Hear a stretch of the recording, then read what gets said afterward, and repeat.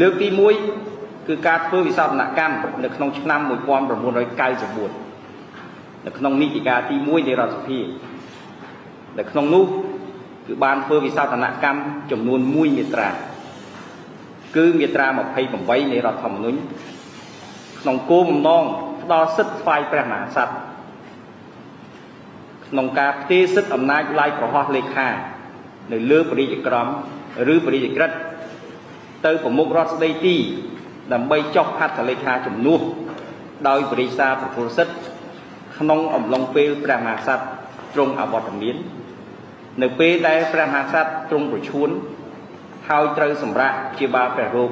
នៅបរទេសដូច្នេះការធ្វើវិសោធនកម្មនាពេលនោះគឺដើម្បីបំពេញចំណុចខ្វះខាតរបស់រដ្ឋធម្មនុញ្ញនៃប្រជាណាចក្រកម្ពុជាសម្ដៅធានាឲ្យបាននៅប្រក្រតីភាពនិងនិរន្តរភាពនៃកិច្ចដំណើរការរបស់ស្ថាប័នជាតិ